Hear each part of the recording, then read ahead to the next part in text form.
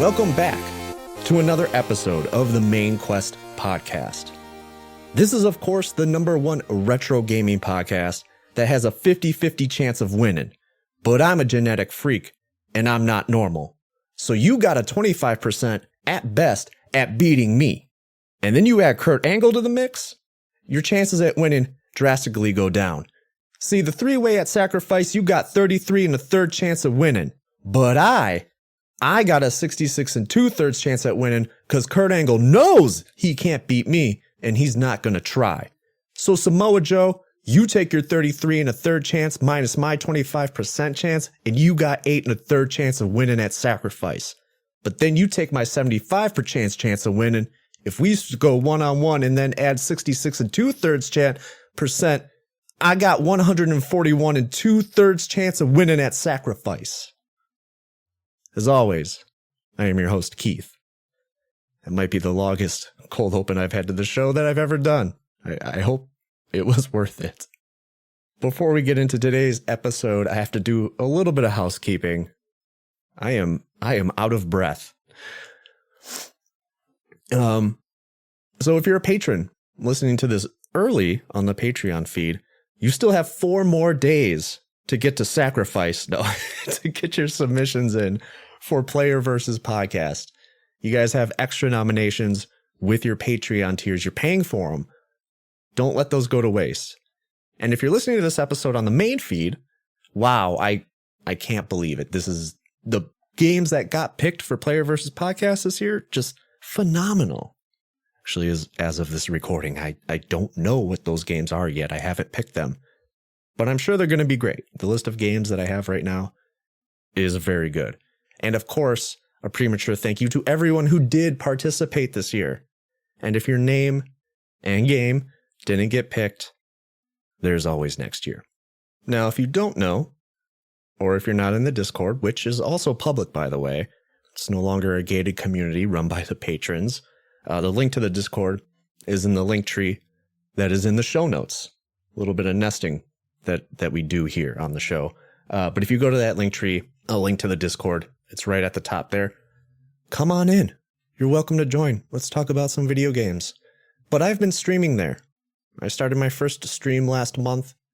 I was playing a little game called 5 Hearts Under One Roof, which was something that I needed to play for a guest appearance on the Play Along podcast, which we just recorded, actually. It should be out in a week or so. Possibly the very week that this drops on the main feed.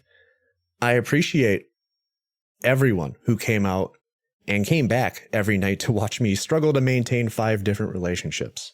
You know, a lot of people say that it's very hard to maintain one relationship, let alone 5 at the same time. No player am I. I do plan on continuing to stream, and the next game that I plan on playing is Phantasmagoria. I kind of want to keep up the FMV trend right now. I think it lends well to my streaming style, and by that I mean I don't think I'm very entertaining when I stream. I'm a little more on the quiet end, and so I think FMVs, because there's always something going on, everybody's kind of watching something and paying attention to it, like me. Now, as for Phantasmagoria, it is a game that I'm culturally aware of, but have never actually played myself. And I just think in general that's just going to be a fun game to stream. I plan on streaming that in Discord as well right now. Eventually, I will make the pilgrimage to Twitch. You know, from the inception of the podcast, I've always meant to stream. I set up a Twitch account. I spent the money on a great capture card and everything. And I haven't done it. Friend of the show, Seeky Wisdom, he is going to help me set all that stuff up when I get the time, which means that he will literally be the producer for the Twitch feed. Producer Seeky has a nice ring to it. So good luck to him when he has to show me all of that. Speaking of streaming and Seeky, actually, one more thing I have to talk about before we get on with the show. Back on the Diablo episode, which Seek was a guest on, he announced that he is partnering up with Save and Raid, which is a national suicide prevention nonprofit. that does a lot of legwork on educating those at risk of suicide and educating the people in their lives and the communities and occupations at large that deal with at-risk individuals. They will be hosting a charity event on February 21st, wherein participants, from my understanding, will be playing Diablo. Return listeners will know, longtime listeners will know, that I've always advocated. I'm a strong advocate of mental health. It's something that is very truly important to me as somebody who also struggles with it.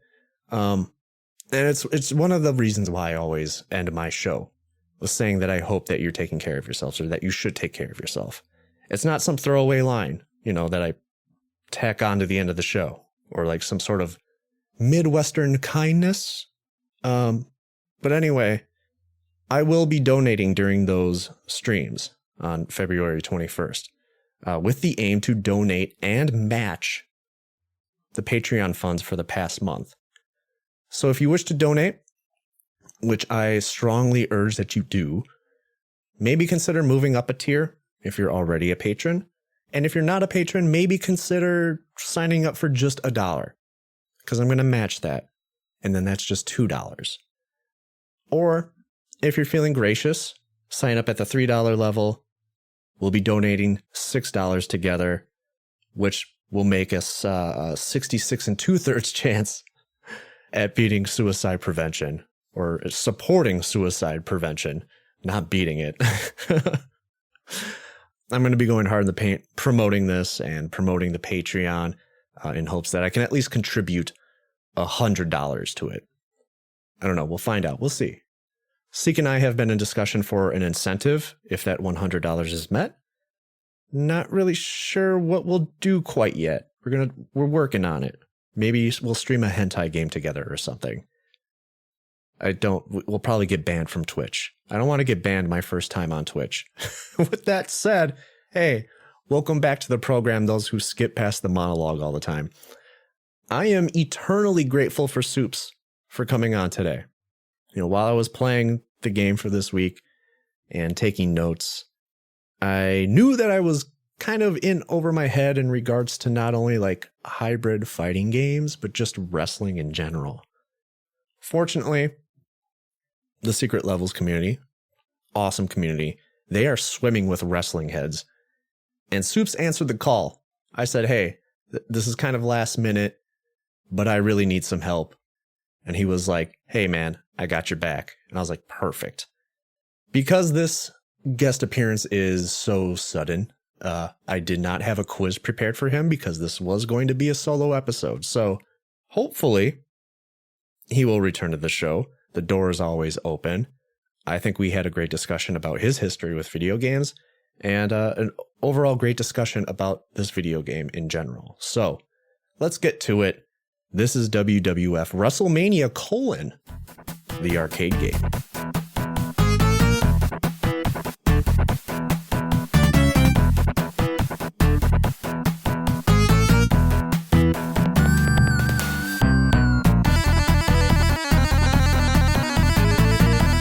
Said other than you didn't like the game? Yeah, we'll get into that. I have conflicting feelings only because of I guess my lack of knowledge of wrestling. I just like I told you off air, I haven't watched wrestling in like 25 years or something like that. Yeah, it's changed for sure.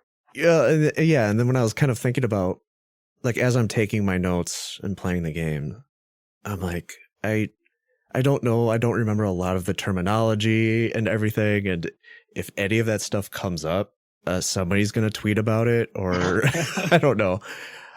So I was like looking at my notes and I'm like, man, I'm in trouble. Like I need to get somebody on here that one, knows anything about wrestling, and two, actually has played this game before. And I'm like, I don't know any better place than the Secret Levels Discord. Oh yeah. Yeah. That's a good spot for sure. Yeah. And I appreciate it, man. I mean, I schedule my episodes at least a month ahead, and you jumped onto this in like less than a week about. So no problem. I really appreciate it. No problem.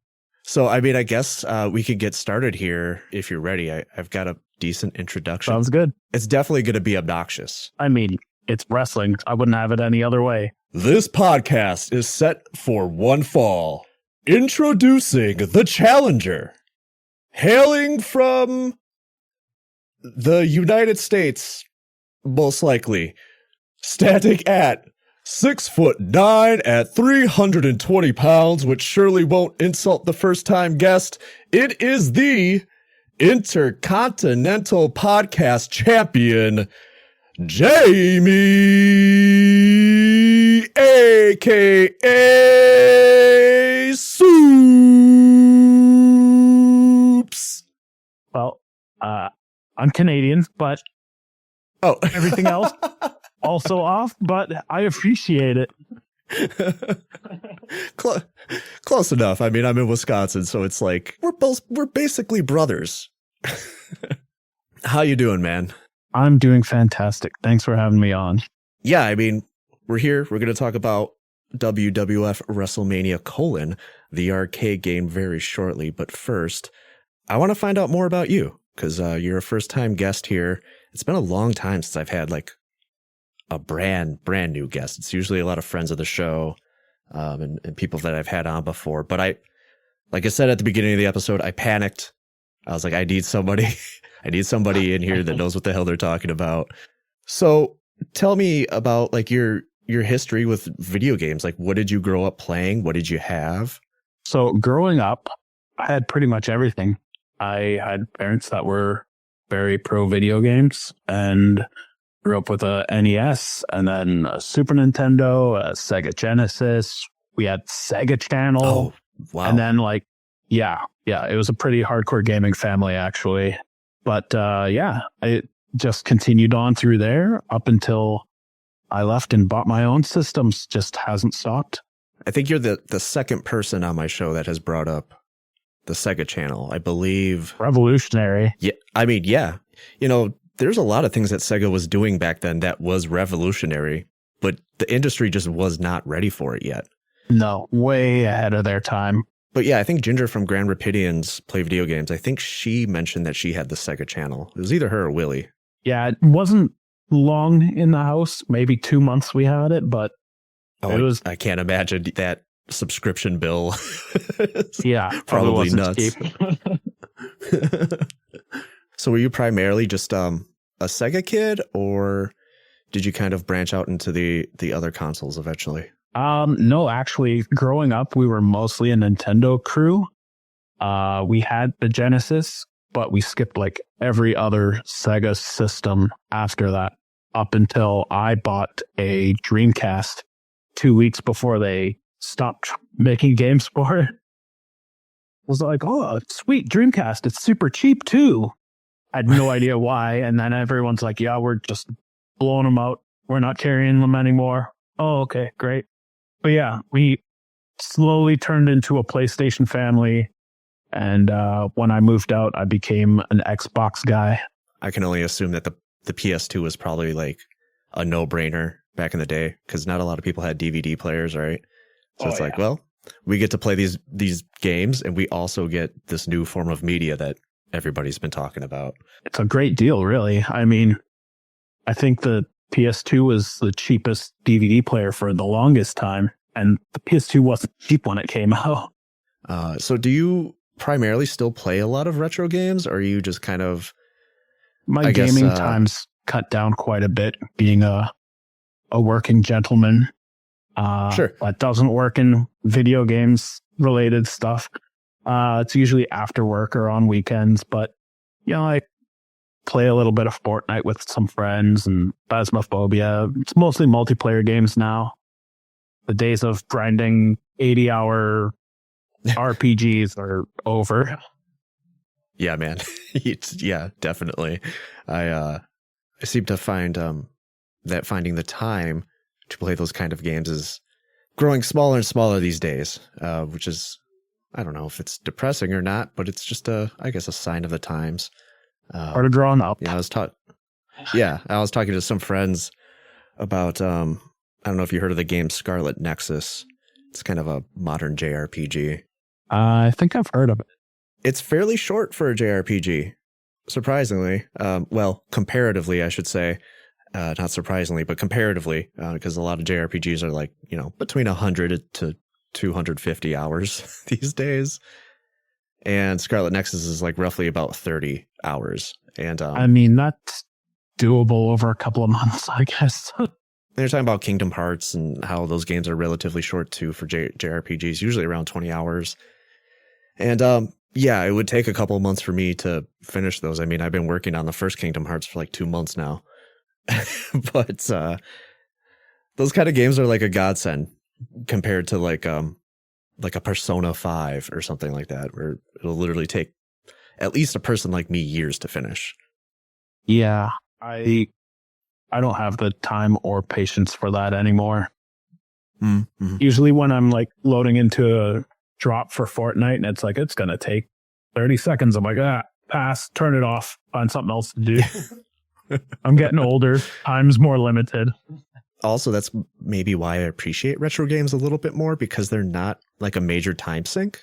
Yeah. I mean, even you look back at some of the big RPGs from like the Super Nintendo, and it's like, it takes 20 hours to complete, but it's like the most memorable 20 hours you'll have for years growing up. The next episode is going to be for Vector Band. And I just played that as of this recording and finished that. And that only took maybe like 2 hours. That was a Sega Channel special for sure. Yeah. So what was the Sega Channel catalog like? I assume it's not anything like what we have now, like with Game Pass, where it's like you open up a screen and you just kind of pick a game. What I remember it as is that there was a like black and green menu, and you picked a game, and it would take forever for it to load in. And then you would play it. And then if it wasn't any good, you waited forever for another one to load in. But yeah, it not quite like Game Pass, because like you can have cloud gaming with Game Pass, but fairly similar. If you're downloading every game, it was like I said, way ahead of its time. Yeah, that's cool. So you had to have like dial up, right? Yeah. Or some sort of modem connected to the Genesis. Like coaxial cables hooked straight into the back of the cartridge. It was crazy. Oh, that's so weird. So so was it a designated cartridge then? So yeah, it would have to be, right? Yeah, it like clicked in, and then you would have the coaxial go into it. It was weird. It was weird. I remember first time seeing it, I'm like, I don't understand how this works, but if it's going to give me 3 new games a month, sure. Yeah, it reminds me of those EverDrive carts where you just like, plug it into the console and then you put a SD card in it and you play your games that way. Mm-hmm. Yeah, it was a lot like that. So I have to ask all first-time guests this, so the main quest law at this point. What is your favorite game of all time? My favorite game of all time is Red Dead Redemption 2. The story is just unmatched, beautiful beginning, middle, end. It was a long game, and it took me forever to play it, but it's my favorite story I've ever heard. Are you a fan of the other stuff that Rockstar does, or what is it about Red Dead Redemption specifically that drew you to it? I think it was just the story overall. Red Dead Redemption was my favorite video game up until Red Dead Redemption 2 came out. Before Red Dead Redemption, it was Super Mario Brothers 3. Oh, wow. It played perfectly. It was like the perfect video game. Those are 2 very different games. Absolutely. Mario ran the perfect speed. He jumped the perfect height. All the power-ups were balanced, and yeah, it just felt like video game. Like there was games that I loved to play after Super Mario Brothers 3, but Super Mario Brothers 3 was my favorite game forever. What would you say to somebody if they came up to you and said that Super Mario Brothers 3 is not a good game because you can't save in it? I know I'm putting you on the spot here. Lots of games you can't save. Oh, yeah. Okay. There's lots of games you can't save. So, I mean, just because you can't save doesn't make it a bad game. I mean, it keeps your level where you're at, I'm not. But listen, this is not an opinion that I hold. I may or may not be throwing shade to somebody else who could be listening to this, because my thing is that anybody who's coming to Super Mario Brothers 3 now is not playing that thing on original hardware. So that whole idea is pretty bunk. No, unless you're a speedrunner. Shout out to my buddy Spork. Hell yeah! What's up, Spork? Shout out to Spork. You're not playing on original stuff. Like it, even me, like I have a copy of Super Mario Brothers 3. I play it on my, what is it? My Retron 5. You know, I have a Nintendo. I have an NES. I don't play on it though, because it's just easier to keep my Retron hooked up to swap between Sega and Super Nintendo and NES and all that good stuff with minimal effort, way easier. Yeah, absolutely. It makes revisiting a lot of these older games a lot easier and a lot easier to access too. But speaking of not playing things on original hardware, I mean, I kind of played this on original hardware.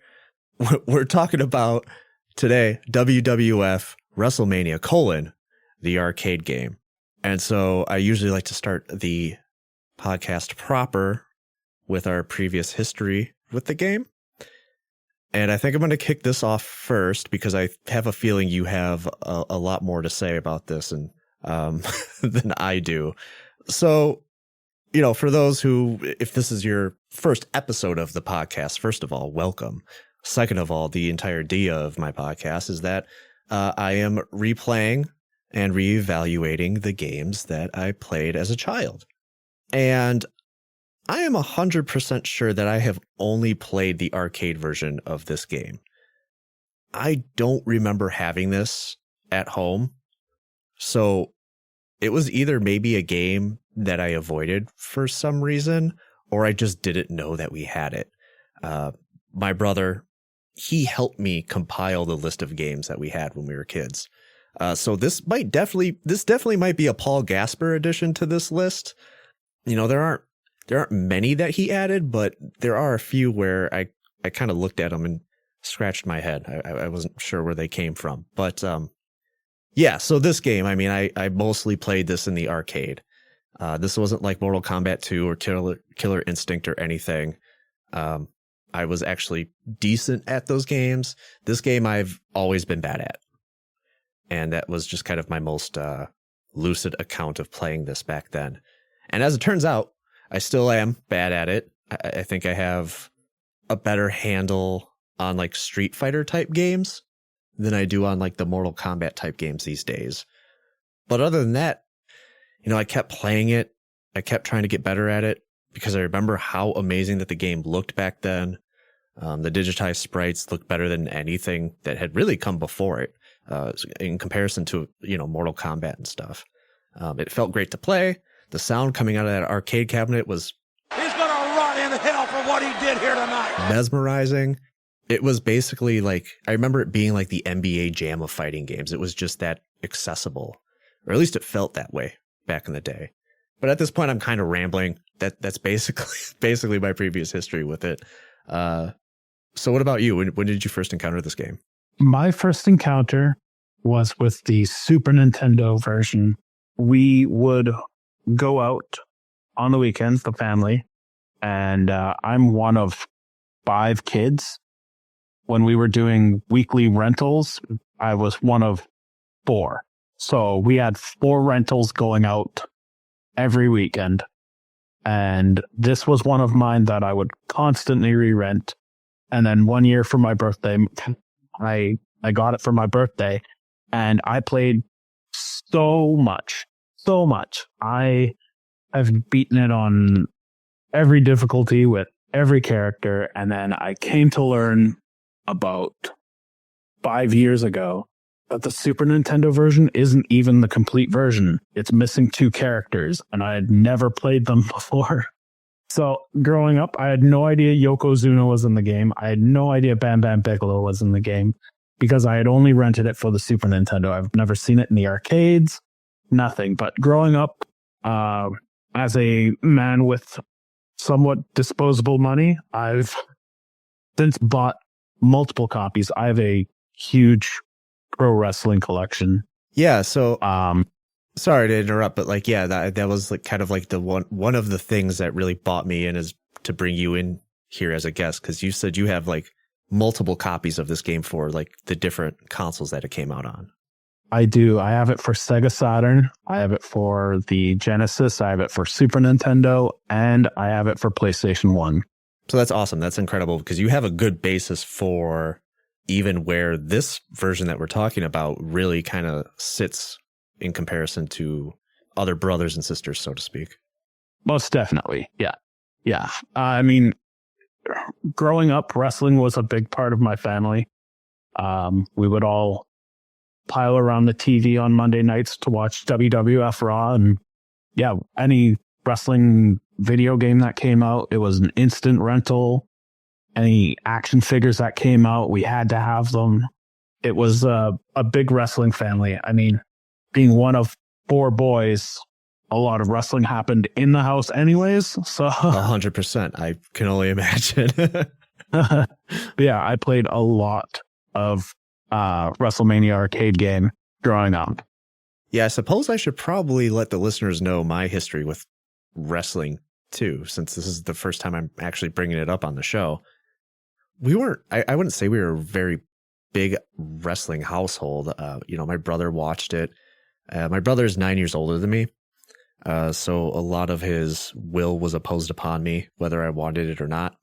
And, along with, my taste in video games for some time, my taste in music for some time, and my taste in entertainment for some time was basically dictated by my brother, but also a little bit of me just wanting to be like my brother. And so we kind of bonded over wrestling for, I don't know, about 10 years, I would say, from 1990 to maybe, my brother still watches wrestling. I don't know about you. I know there's like quite different divisions and stuff. Like back when I was watching wrestling, there were like some of the lesser known divisions, but like the 2 big ones were always WWF. I might be saying WWF a lot in this episode. I don't want the animal people to come after me. That's just what it was called back then. So that's what the game is called. And WCW. Just historical preservation. Historical preservation. That's all. Yes, exactly. Yeah. And so my brother still watches like all the different wrestling stuff, some less than others. Like I know he still watches WWE, but he doesn't keep track of it as much as like some of the other ones. What about you? Are you still watching wrestling and stuff? Here and there. It's definitely died off for me. Sure. About 5 years ago, I got really back into it. I was going to live shows and traveling to see shows. And now, like, we just had Survivor Series in my hometown and I had free tickets and I almost didn't go because I just couldn't be bothered. Oh, wow. Yeah. Huh. It's definitely changed over the years. A lot of stuff for the better. The quality of wrestling has improved. The quality of people backstage has improved. But yeah, it's just not grabbing me as it once did as a young teen. Are you into any other kind of like, I don't know what you want to call it. I can't find the word, like fighting sports or anything like MMA or I was big into the UFC. They kind of hit their heyday and that was good enough for me. You know, once guys started retiring that I grew up watching and the new crop of guys started showing up, I was like, I don't have the patience to learn a whole new guy, what his deal is, whether I like him or not. Yeah. So that kind of died off pretty quick. Yeah. So yeah, I mean, I'm kind of the same. I mean, I fell off of wrestling and stuff like a lot earlier than you, it sounds like. Like I said, I think the last time I really paid attention to it was maybe like 98, 99. Yeah, I wasn't too far off. I was a lapsed fan for a long time, probably 15 years, where I didn't follow at all. And then my brother-in-law was like, hey, I extra ticket for a WWE house show. Do you want to come? And I was like, I guess so. And then it just kind of sparked everything up from there. And, you know, it's since peaked and started to decline in interest in watching it. But playing wrestling video games is always fun to me. Yeah, this isn't all. I mean, by the way, dear listeners, this isn't going to be the last wrestling game. I mean, I had a ton of wrestling games, you know, for the PlayStation, N64. I even played one of the later PS2 games. I played, I think I had SmackDown.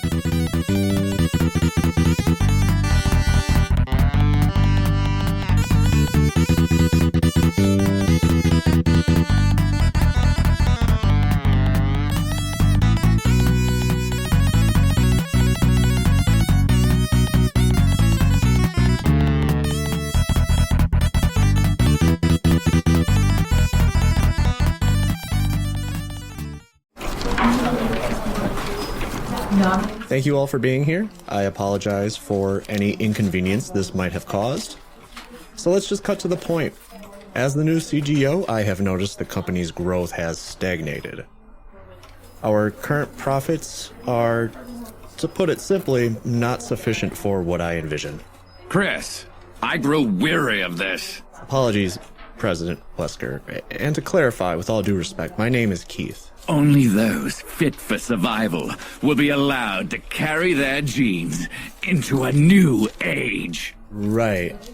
Yeah, so Chris! these figures represent our future capital, and as you know, the market can be unpredictable. Chris!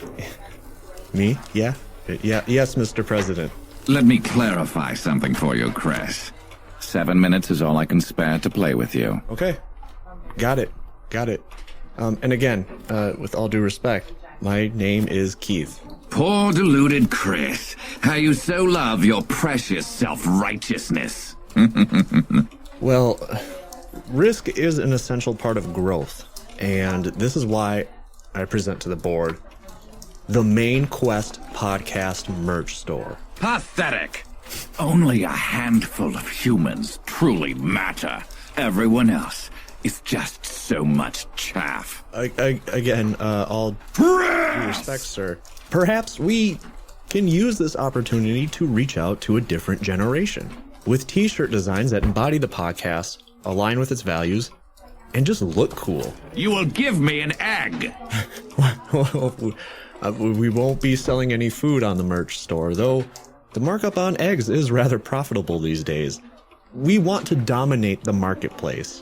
What is it you always say? Complete, global, saturation? Affirmative. So instead of focusing on the food sector, let's focus on uniquely designed stickers, hats, hoodies, and tanks. The potential here is vast. The more people that purchase something from the Main Quest merch store, the more people become aware of the podcast, and the buyer gets something in return, knowing they're supporting an indie podcast and designer. It is a statement of power, Mr. Wesker. Impressive. Good work. You will give me a can of first aid spray. With all due respect, Mr. Wesker, maybe you should go ahead and check out tpublic.com/user/the Main Quest podcast. Or just visit the link in the show notes. You won't find any eggs or first aid spray, but there will be something there for everybody. Good teamwork. It was in your best interest to assist me.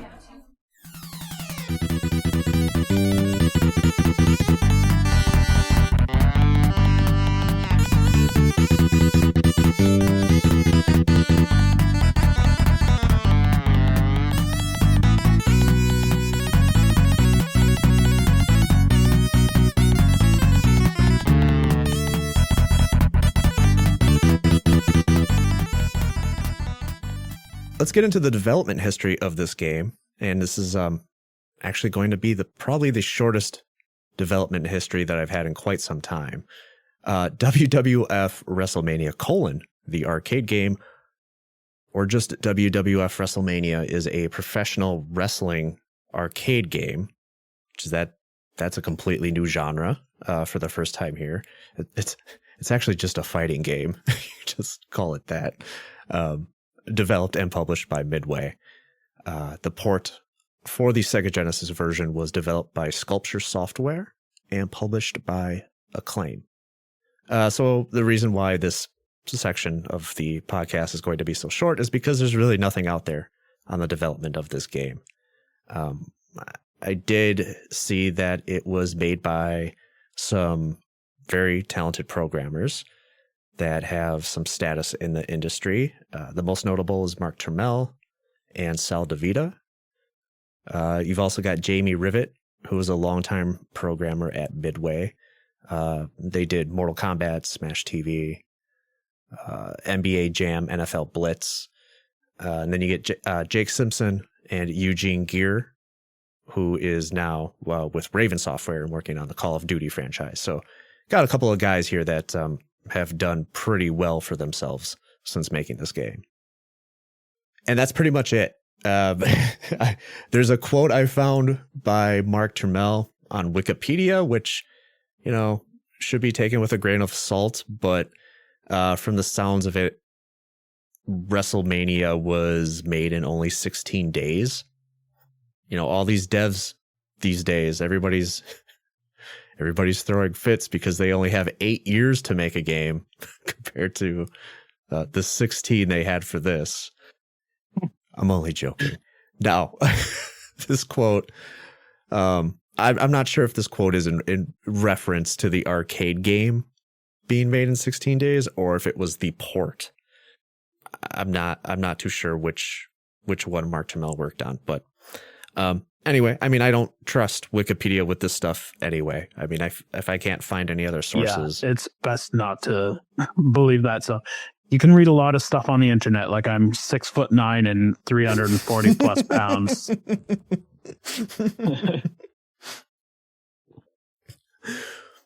I was like, well, either I make you this. Those are much more impressive stats. I will admit. Just a regular heighted guy with regular weighted weight. That's not impressive. And now that I know that you're Canadian, I could have made some awesome Canadian wrestling name,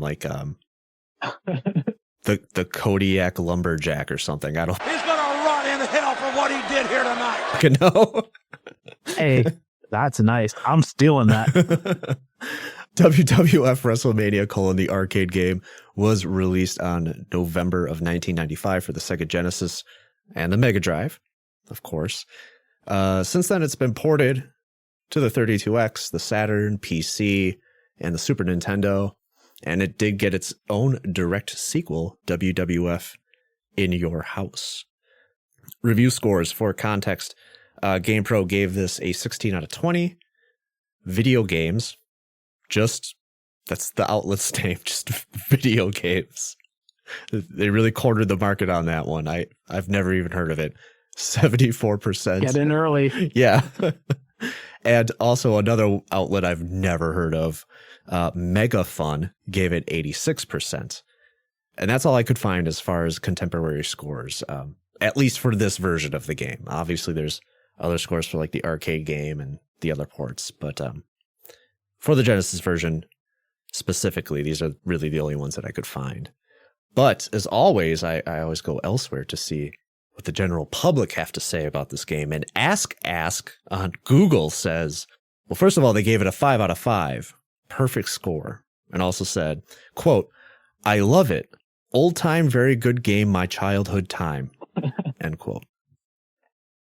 Sliding into retro recollections here.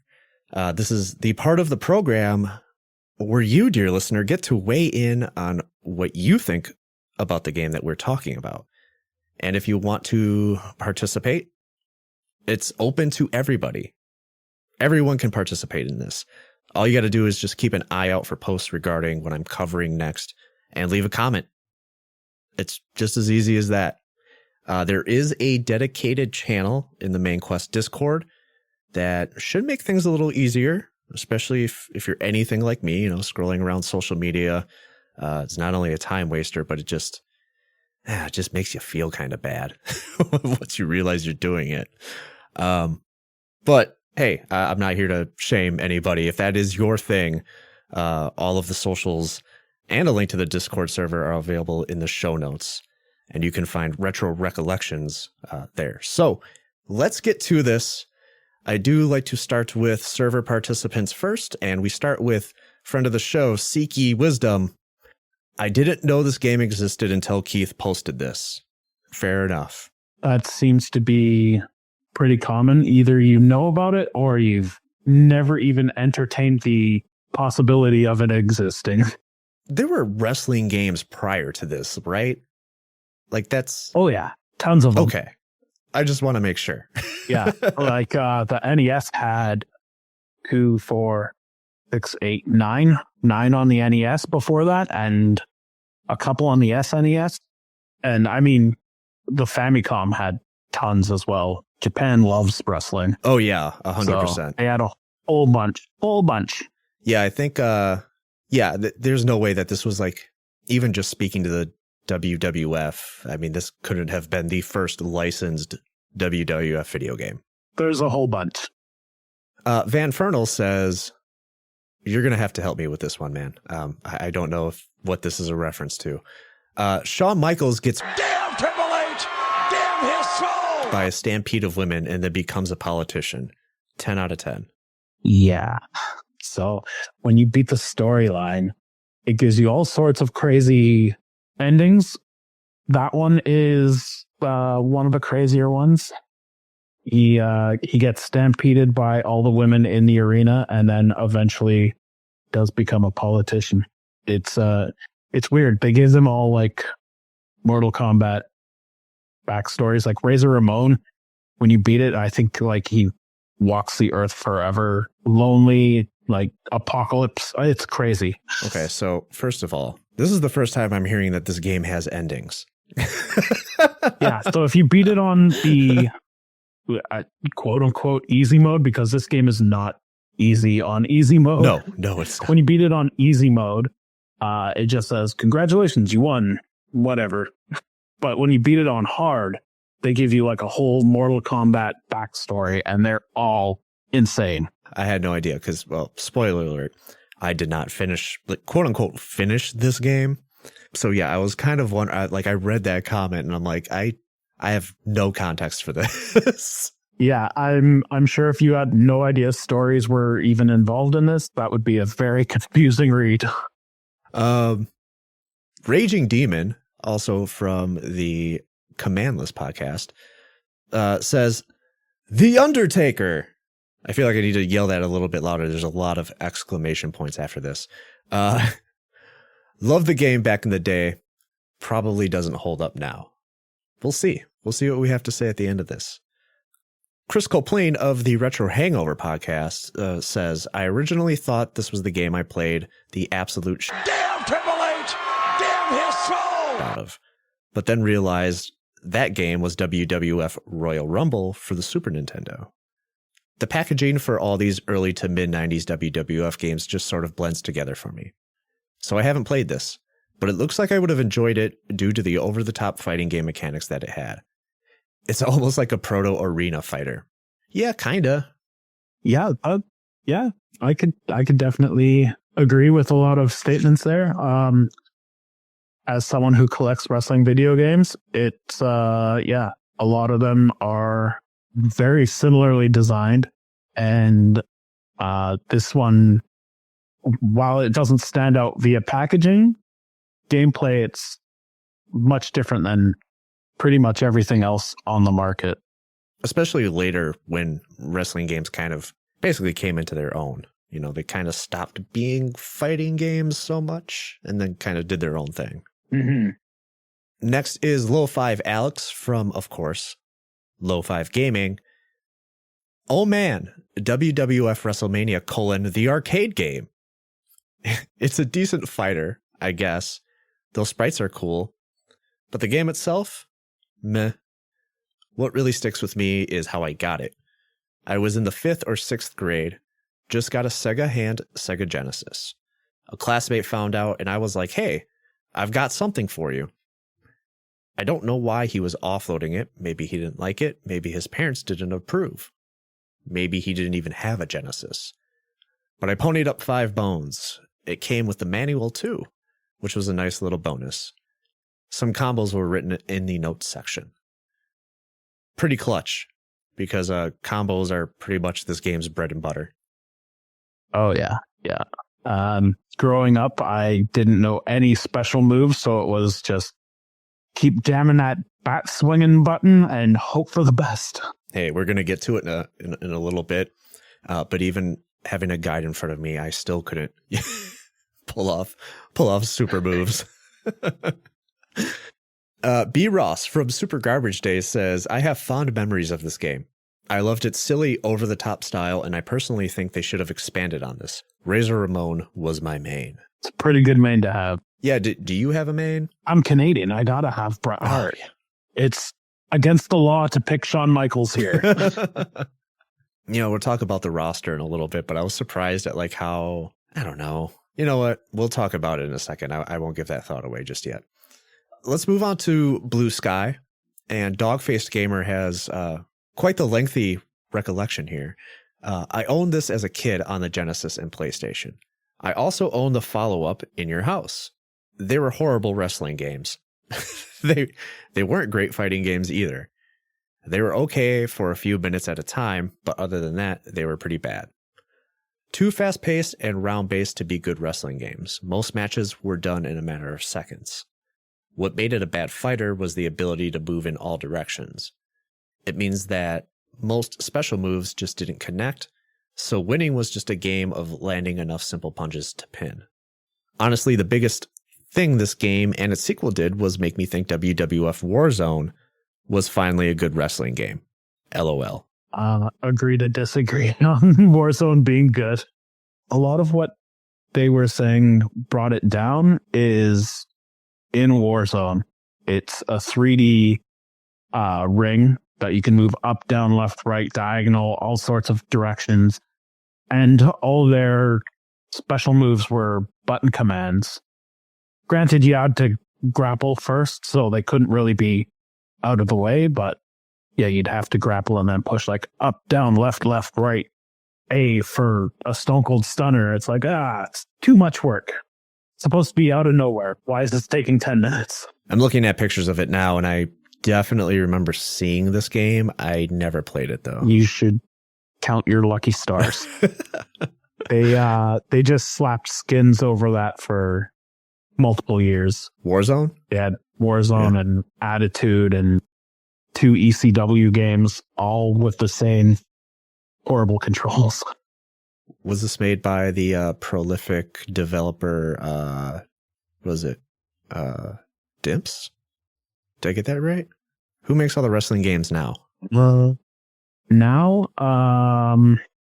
2K. Oh, is it 2K? Has okay. The market on WWF. And that's about the only people making big release wrestling games anymore. Well, not unusual for listeners to hear me talk about things that I have no clue about. Moving on to DJ Starion, the Bandai WonderSwan enthusiast. If it had came out at any other time, it would have been so lost in the shuffle. But it was a way for them to capitalize on the Mortal Kombat / NBA Jam train. It's one of those games where it's great to play at an arcade. And, I didn't play the arcade version for this podcast, although I probably could have. I'm just going to go ahead and agree with that. And finally, going to X, the artist formerly known as Twitter, Red Fox says, by the way, Night of the Living podcast, he says, this was literally just a wrestling with superpowers. The Undertaker would shoot ghosts out of his hands like haunted Hadoukens. It's the perfect game. 10 out of 10. I mean, you can't argue with him. Can't argue with him. So, yeah, a couple different opinions on this game. Also, like, thank you guys all for participating. This is probably like one of the most stacked retro recollections that I've had in a while. I should probably choose a different name for this portion because it's very hard for me to say. But yeah, appreciate all the input, guys. So why don't we get into input of our own and input our opinions into this podcast, starting out with the story and the plot, which I just found out this game has a story and plot 2 minutes ago. I came prepared, you guys. I mean, I was going into this, I was just about to say, like, this is just, a wrestling video game, like wrestling like anybody who knows wrestling, like there's stories and plot lines and everything, but like, I didn't think this game would follow any type of plot line or anything. Maybe it doesn't. I don't know. So I don't know about these endings at all. Yeah, there's no real like story mode. There's no reason why you're fighting 3 Undertakers. There's no like, oh, there's a cosmic shift in the multiverse that opened up and you're Bret Hart fighting off Doink the Clown and Doink the Clown and Doink the Clown. Hey, there's nothing like that. To be fair, at one point there were actually 2 Undertakers in the WWF. This is true. I'm sure there was multiple Doinks as well. I mean, wrestling is a parody of itself, so why not, right? But yeah, there was no storyline heading into the game, and if you didn't beat it on hard mode, you would never know there was a story. But yeah, I suggest you check out the stories, the endings for them. It's a quick YouTube search. Every one of them is insane. Every single one. Yeah, I pulled it up. While you were talking about it, and I mean, it's straight out of Mortal Kombat, except like, back then you would get the story elements of Mortal Kombat and be like, yeah, this is just some stupid kung fu nonsense with hell ninjas, This seems even more nonsensical because it's wrestling.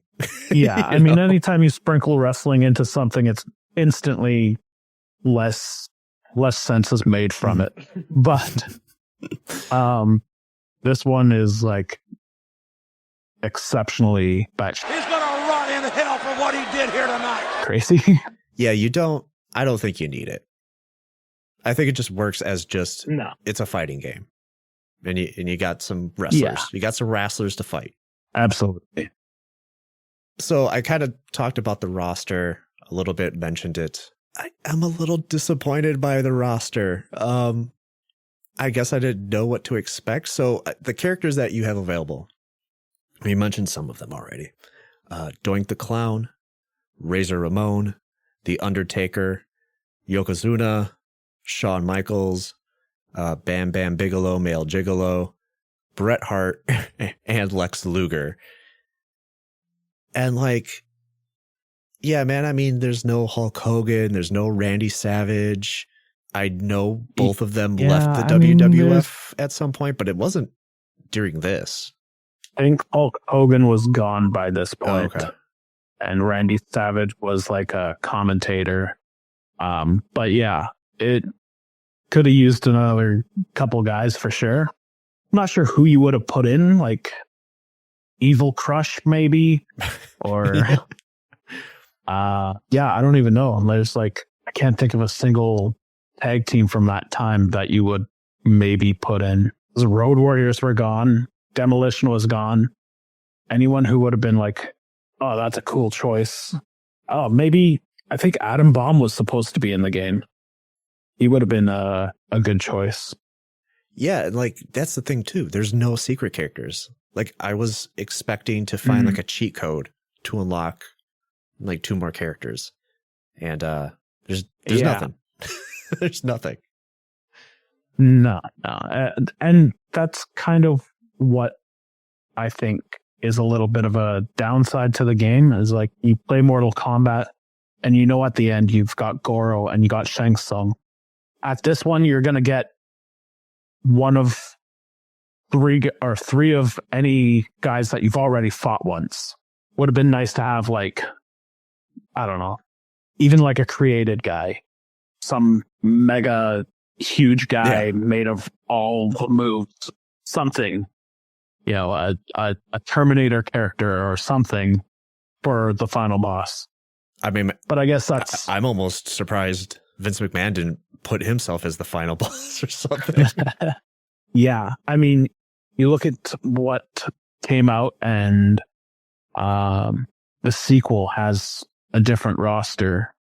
It was a couple years later, so some of the guys that were in it weren't around for the WrestleMania game, but like it was a big change in roster, actually, looking at it. Yeah, it's just a bummer because like Midway was known as like, you know, we talked about NBA Jam a little bit. That's been mentioned all over this podcast so far. And it's like, that's a game full of like some really cool cheats. Same thing with the Mortal Kombat games. And then you get this and it's just like, nobody's having fun with this game. It's exactly what you get from front to back. Honestly, a little surprised that they didn't include, you know, a Raiden or a Scorpion or someone. Yeah. Well, we'll get into the lack of violence in this game in a second. In fact, you know what? Let's just dive into the gameplay if that's okay with you. Sure.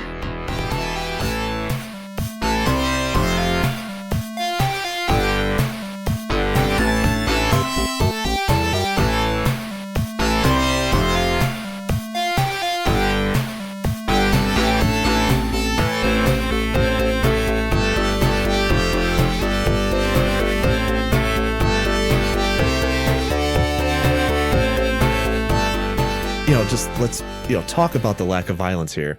This game is like very comical because when I was coming into it, playing it or getting ready to play it for the show, I was like, yeah, I kind of remember this being like the Mortal Kombat of wrestling games. And then like you're hitting like Yokozuna and like fish and pizzas are like flying out of his body.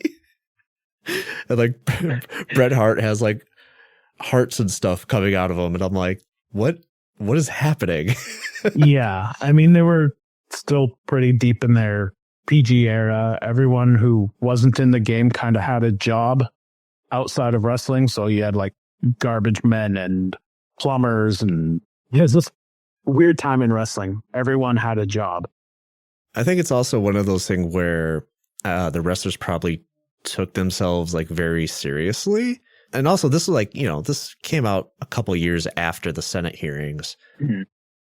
So I kind of wonder if that had any bearing on what Midway was putting out with this, and having like a real life likeness. Like it's easy for Midway to get away with something like Mortal Kombat because you're fighting four-armed dragon men who are punching a hell demon to death. And so it's easy to like brutalize that, but whereas you're using like real life likenesses of people, this early on in gaming, they probably didn't want to do that. They probably didn't want to simulate actually beating up real life people in a game, because for all it's worth, I mean, this game, especially in our arcades, looked like really, really good. I think I mentioned that earlier.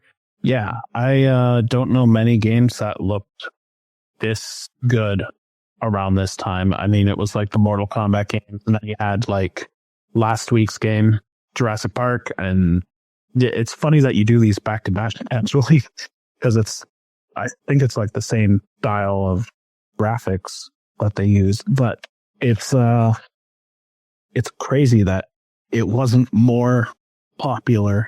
It took a long time before graphics kind of caught on to that. Yeah, it was a bummer that I couldn't find anything out about this game as far as the development goes, because obviously Midway had the market cornered on digitized sprites. We'll talk about graphics a little bit later. Let's just set up the basics here for this game in case nobody's ever played it, because we're kind of all over the place at this point. Just like wrestling. Yeah, feel free to add anything if I like leave something out on accident, or like if you need to elaborate, go ahead and elaborate. But as we've kind of alluded, like this isn't like the wrestling games that you would come to know now, or even a little bit later in the late 90s, early 2000s. It is a fighting game with wrestling adjacent things in it. There are two modes. If you're playing single player, there is Intercontinental Championship and WWF Championship. The only difference is, I believe, difficulty. but no matter which one you choose, you will be going through kind of like a tower-like progression, like you would see in like Mortal Kombat or Primal Rage. And towards the end of these towers, I'm calling them towers. They're not really towers. They're just matches. You'll have to participate in some handicap matches. And if you're playing the WWF Championship mode, that's all you're going to be dealing with. It's just all handicap matches, with including having to fight every single character on the roster at the end of the match, or at the end of the game, rather. Each character has, again, fighting game, so standard issued health meters. It's best 2 of 3 rounds, like every fighting game, which is weird for wrestling. It's weird that there are rounds, because usually when you pin your opponent, you're done. You know, pinning your opponent once their health bar is empty ends that round. Most of the time. Most of the time. Yes. There's second wind that throws a wrench into that. It's terrible when you're halfway through the WWF Championship mode and you've finally beat the guy, and then he kicks out and then beats you senseless. So I have a question. Is that like all RNG, or is there something that is just dictating that they get a second win? Yeah, I think it must be random. I don't think the player gets second win. That was my next question. I don't seem to recall ever having a second win as the player, but I know the opponent gets it fairly often. Yeah, you do. Even in just, regular matches. But yeah, in the handicap matches, they are atrocious. There's nothing that the player can do to get a second win, right? Like there was no button combination that I found that was able to allow me to kick out. No, I think once your health is depleted, that's it. I don't recall ever getting a second wind, no matter how many times I smashed those buttons, and I got pretty good at it, but never seen a player second wind. So, I mean, that kind of comes down to my main issue with this game. And I know a lot of people are going to be like, oh, Keith, it's a skill issue, which it probably is. I couldn't figure out or reliably pull off or execute however you want to put it, anything in this game. And so not knowing how to kick out was just one of those things where it's like, well, I'm just probably not pressing the right things. And then even when it came to executing special moves and combos, I had no idea what to do. A lot of my gameplay just revolved with, the basic punching and kicking moves, which is something else someone already mentioned earlier in the podcast. And I think I told you earlier that I pulled up a game facts guide to like, all right, let me see what I'm doing wrong. Let me find out some of these button combinations. And that didn't help me at all.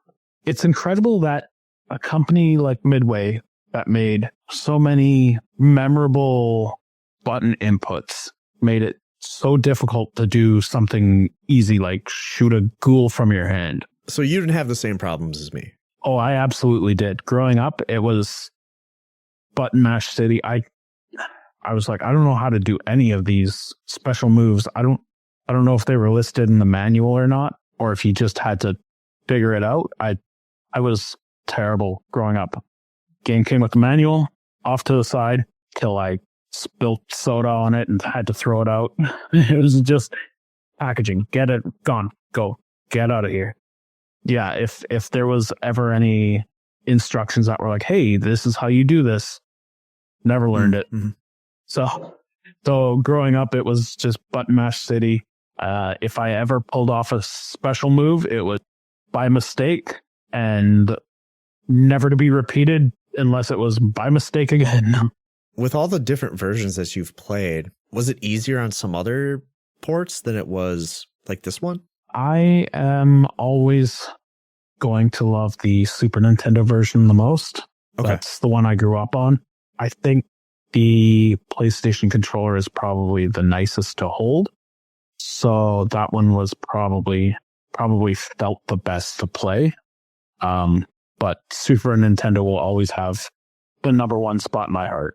Yeah, so I mean, I did eventually pull up the actual manual for this thing, and I still was having issues. The thing that I figured out was that a lot of the special moves begin with a hold. Yeah. And I could not, for the life of me, figure out how to grab anybody in this game. Yeah, it's not like a designated button. Like, you can't just push the X button and they grapple. It's like you gotta kind of walk into them. Yeah. And hope they don't punch you before Not you grapple. Yeah. Yes, exactly. Not only that, but you have to walk up to them and grab them before they grab you, because in my case, the computer would not let go of me. Like, I was constantly getting grabbed. Yeah, they're pretty I ruthless. was going to call the police. Yeah, man. And even just when comparing this to Mortal Kombat 2 or even Mortal Kombat 3, which was out by the time this game was released. And I'm only comparing it to those two because those were other Midway games. Mm-hmm. The Genesis version at least just doesn't feel good. Like, the gameplay just feels like slow and choppy, with my frustration of just having my skill issues with the button combinations, and also the wrestlers themselves. I think this was what I was going to bring up earlier. Just kind of free roam, like walking around the ring, and like you have to literally like catch up to them and like to do anything to them. It was kind of like a really He's gonna rot in hell for what he did here tonight. game of tag in a way. Yeah, man. I mean, this is why I got you on the call tonight, because I'm like, I straight up had a bad time with the gameplay here. I really wanted this to hold up to my memory of this being like the Mortal Kombat of wrestling games, and it just turns out it's not that. Well, I mean, it is the Mortal Kombat of wrestling games, but it's like the Mortal Kombat 64 or like the Sub-Zero Adventures of Mortal Kombat. It's not great. It's pretty unforgiving. If you go in smashing buttons like I did growing up, it's going to be a hard time. Yeah, there's a lot of unforgiving moments in the game. Being dogpiled 3-on-1 in the WWF Championship mode is not fun. It can be a slog for sure, but growing up, it's one of the few games we had, and I loved it. It still is one of my favorite games to play. All right, so I know I sound like a total bummer, especially if people have never played this game and they're just like, wow, he sounds pretty miserable. What if you're going to put this in for the first time? Like, what are some other things that people should look out for that would probably give them a better handle on things? Knowing that there's timing and knowing that there's a block button, that's a huge help. But yeah, going in, it's either going to be your cup of tea or not. There's no in between. There's no, yeah, I mean, it was good, but it was either, yeah, I had fun, or no, keep this away from me. Yeah, I think when I talked about the first two Mortal Kombat games, and we pretty much all kind of agreed that it's kind of hard to go back to those games unless you're playing with a friend. Yeah. If you're going to play a fighting game, this isn't the one to pick. This is not the one to... If you're going to relive a fighting game from your childhood, you'd be better off playing Street Fighter 2 or Mortal Kombat. This is a wild pick. All things considered, I mean, how I feel about it today, I mean, it's no wonder I would want to forget about this game. I'm really not keeping it a secret what I'm going to say at the end of this episode here. But like, yeah, I mean, there were excuses I could make with like those first two Mortal Kombat games where it's like, yeah, this is okay to come back to if you're playing with a friend. more so Mortal Kombat 2 than the first one, in my opinion. But if you're playing against the computer, you were just going to get trashed. On top of all of my other issues that I was having, it was really rough. I would say even rougher than those first 2 Mortal Kombat games. And I think that's saying a lot because Mortal Kombat 2 is brutal. It's really brutal. Overall, I've played some. I mean, In Your House is like 10 times faster. The matches last like 20 seconds. It's crazy how quick everything moves in that game. So I feel this one's a little more balanced with speed. The damage doesn't seem crazy when you're not being sandwiched by, Razor Ramon and Shawn Michaels throwing haymakers at you for 5 seconds, just completely suck your drain your health all the way down. When that's not happening, I feel it's an enjoyable game.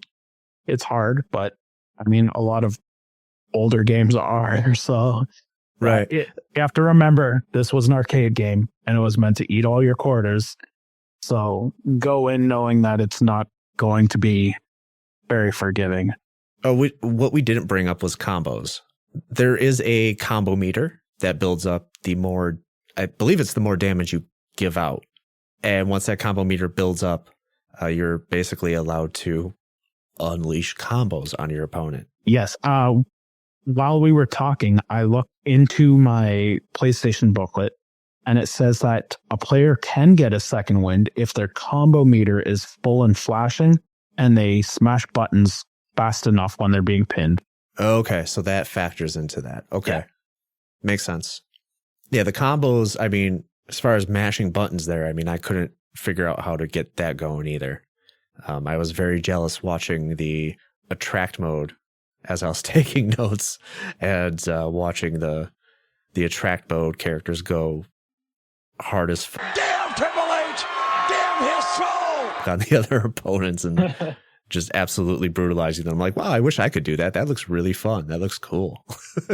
Yeah, this game would be so much more enjoyable if I could land more than 3 hits in a row.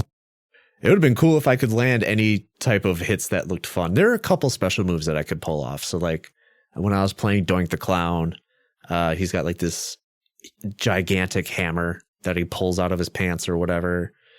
Who else? Razor Ramon has this arm swing where he like his arm turns into like a giant razor blade.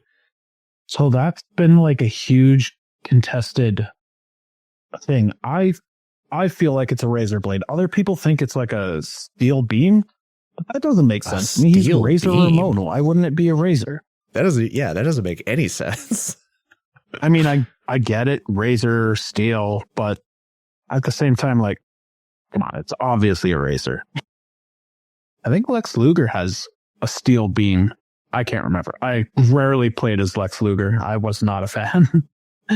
I mean, he's like the most generic guy on the roster. Like, I can't even tell you any type of distinguishing characteristic of Lex Luger. Big, strong, and blonde. Yeah. That's about it. I think Yokozuna sprung a salt bucket. Yeah, there's some weird, questionable things about Yokozuna, but also, sign of the times. Yeah, I mean, you got a 500-pound Samoan guy playing a Japanese guy. That's the WWF for you.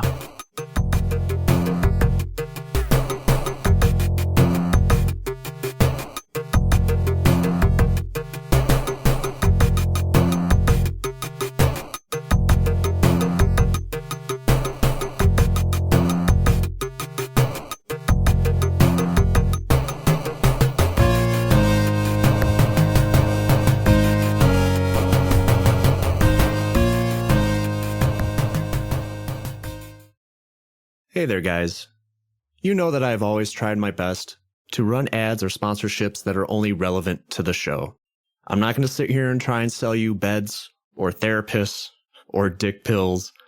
If it has nothing to do with the program that I put out for you guys and it doesn't affect the show in a positive way, I'm not going to sponsor it. I do it by myself. It's my money.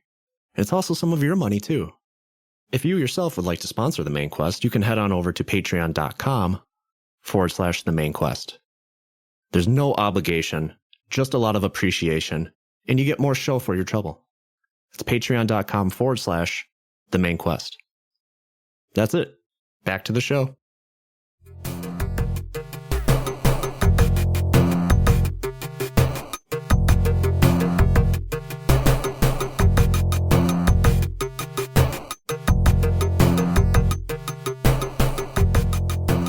Let's slide into the presentation for WWF here.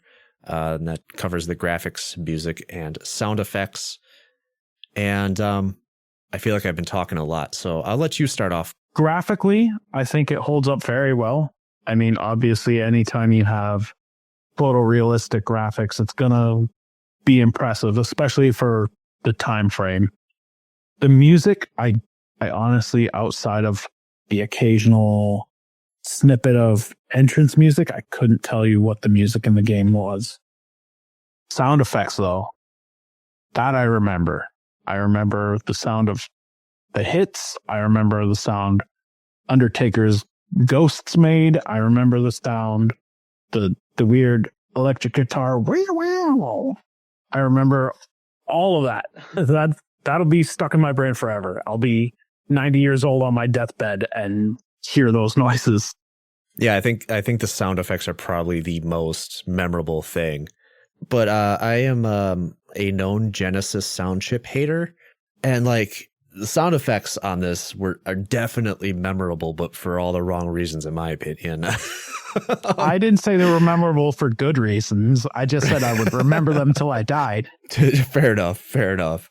And like, again, to be fair, like this was like new back then. Like hearing characters yell and scream and talk over like a match of wrestling was like, it was a new thing. Like we didn't have voice acting in video games quite yet. Mm-hmm. And there's a lot of stuff in the sound effects that's like, there's a lot of stuff going on. There's a lot of sounds playing all the time. And if I have to be fair, like the quality varies. Like sometimes, for instance, I have no idea what the He's gonna rot in hell for what he did here tonight. Vince is saying, because it just sounds like garbled Sega Genesis noise. But I do think that if the other sound effects aren't here, like the guitar chord that you talked about, or some of the punches that connect, or some of the sounds of the special moves, I think if those aren't here, then I think a lot of this game's identity would be missing. Absolutely. It's a very bare bones game. And if it was like a production of 16 days and that was the actual production and not port, I can see why the game feels so barren. Because like I said, none of the music really stands out outside of licensed WWE music. I remember like 2 lines of dialogue from Vince McMahon, pure pandemonium, and it's a debacle. I remember those. Everything else, other than him announcing names, couldn't tell you a thing. And again, it's amazing how clear some of it does sound. Yes, it does a lot of carrying for the game. The sound effects do more for the game than almost anything, to be honest. I'm going to kind of pretty much repeat what you said about the music, because I don't remember really any music in this game. There probably was some. Mm-hmm. I would imagine there is. And there's, like you said, so much of it happening at once. If your match is going, there's grunts and bashes and bangs and booms and all sorts of stuff happening all the time. And maybe that's why the music is so undistinguishable, because like you said, it had to be loud. It's an arcade game. It has to draw eyes and ears to it. So it had to be big, it had to be bright, it had to be loud. So maybe the music took like not even the back seat, it's in another car. And the sound effects and the visuals were like top dog. You had to be loud and boisterous and colorful. I mean, that was wrestling, so it makes sense that that would be the appeal. The one thing I'm going to disagree with you on are the sprites. Now, digitized sprites, they're cool. So some of them aren't terrible, and the animations are actually good.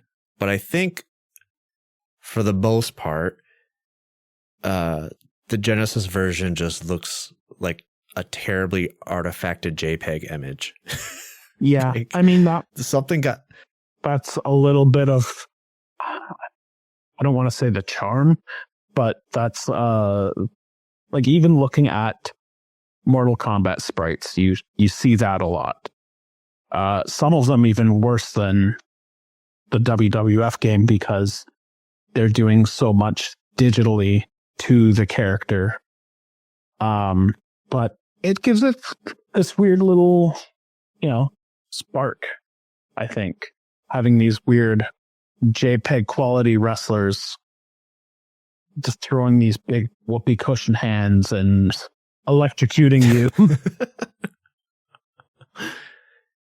In Mortal Kombat's favor is that it's just by nature a very dark game. Mm-hmm. Like a lot of those, especially in the second game, a lot of those locations are dark, where this is kind of like you only get one arena. There's only one stage that you fight in. Yeah. And it's very bright. And all of the characters are very bright. Yeah. It's very colorful. It's very bright. It's well lit. There's no hidden shadowy figures. It's you see the crowd, you see the ring, you see the wrestler. Yeah, and I think unfortunately it like a lot of the detail in the sprites was lost in the conversion. I mean, it's not like you can't tell who the wrestlers are, like it's not that major of an issue, but I just think this game, especially when you look at the arcade version, it's a little worse for wear, at least this version is. Also, I know Doink is like a real wrestler, like I remember him from back in the day, but like he just looks like a clay fighter character. Like it doesn't help his super moves. Yeah. Look like a clay fighter super move or something. I feel like all of his like super kicks and super punches were just his regular moves, but like his foot got bigger or his home got bigger. So that did a lot to decrease. You'd think being a blown up image, it would increase the details, but they kind of get washed out. They blow these feet up huge, and then it's just like a big blob swinging in the air. Yeah. I think it's pretty hit or miss graphically, and then the sound effects, again, for me personally, hit or miss. But it sounds like you're definitely a little more positive, trending towards the positive end of things here, which is why you're here. The last thing I had noted here for the presentation was just that there was no blood in the game. We already talked about that. Yeah, they were in their PG era. I mean, they're still kind of in their PG era, but there was a time where you couldn't even say "but" on wrestling. So, I mean, we're a long ways from, showing up to see the honky tonk man swivel his hips, and now you can stream it on Netflix, where we've come a long way. Yeah, it's funny because that is the enigma that is wrestling, right?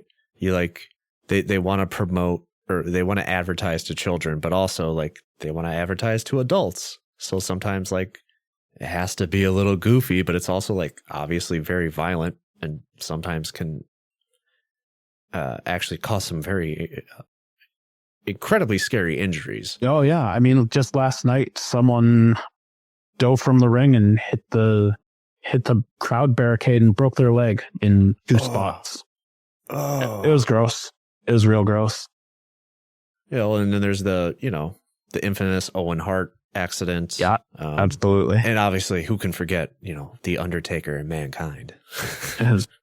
formative viewing for a young Supes. I will say I watched that recently. I watched that whole thing again, and I'm just like, yeah, this is like this is peak. Like it was all downhill after this. Yeah, absolutely. Yeah, that was like, how much further can you go before, someone does die in the ring?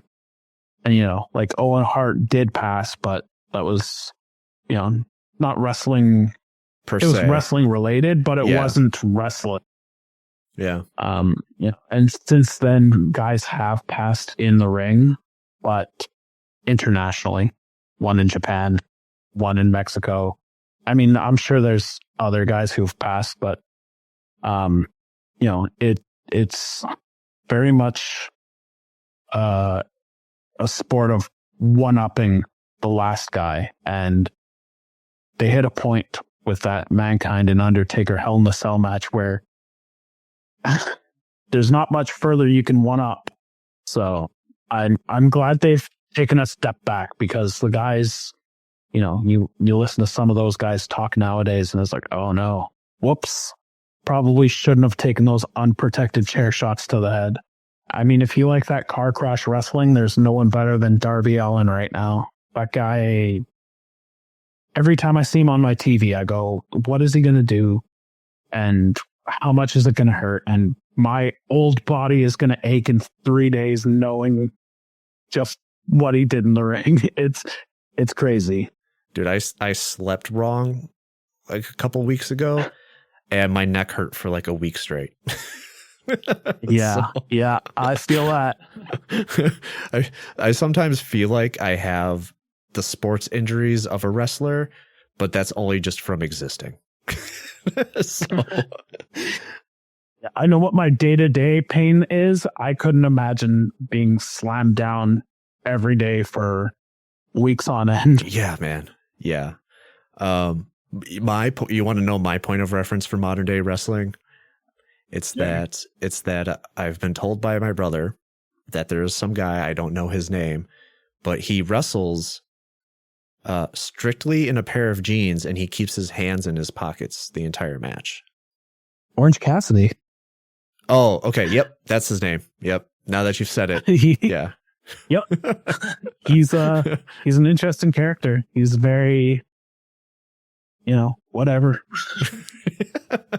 If you got to have a thing, if that's your thing, that's it. Like every wrestler has a gimmick, right? Wrestling's been weird for years and years and years.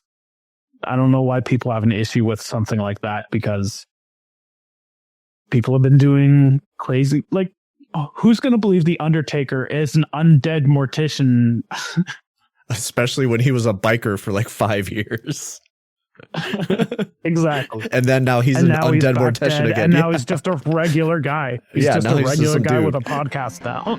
Yeah.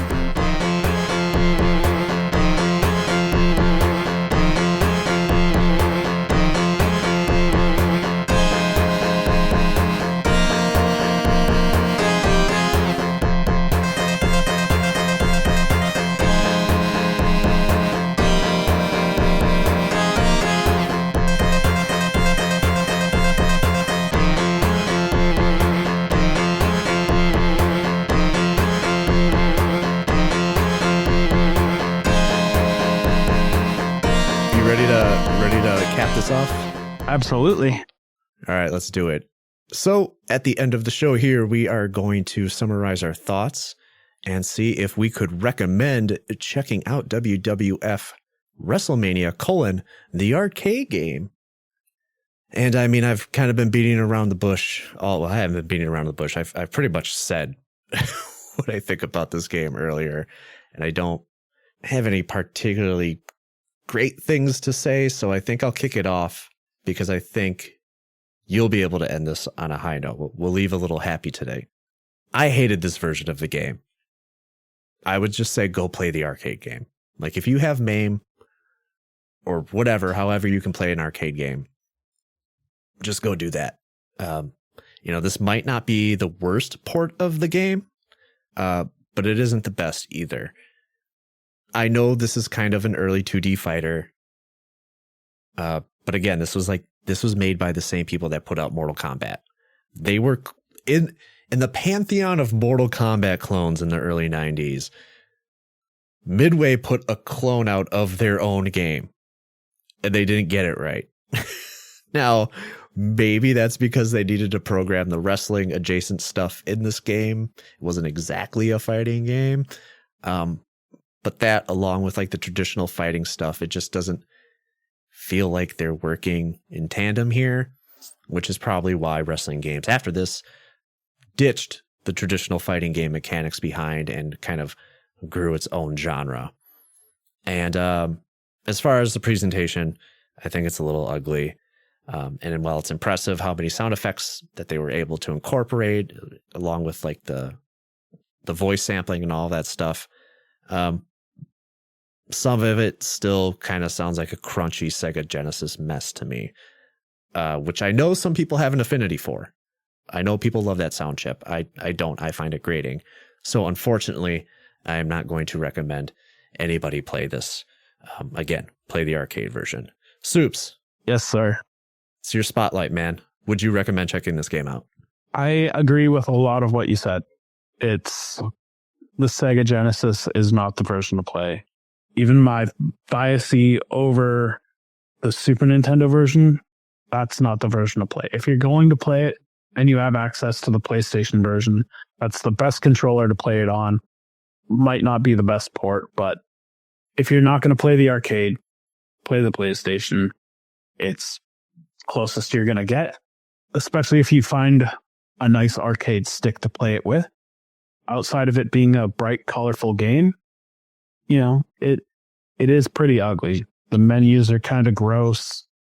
The main screen is just kind of the WrestleMania logo.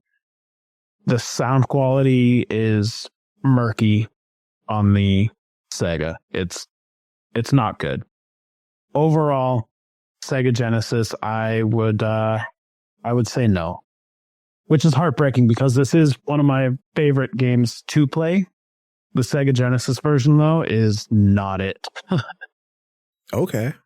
I thought you were going to come at this a lot more positive than I. Well, I mean, you sound a little more positive than I am. I would suggest trying it. If you like fighting games or you like wrestling or you like weird games, absolutely run out and try and find a copy. Sorry, one of my cats just came in sounding like a goose. This is Pro Cat Podcast, man. You're all good. Oh, perfect.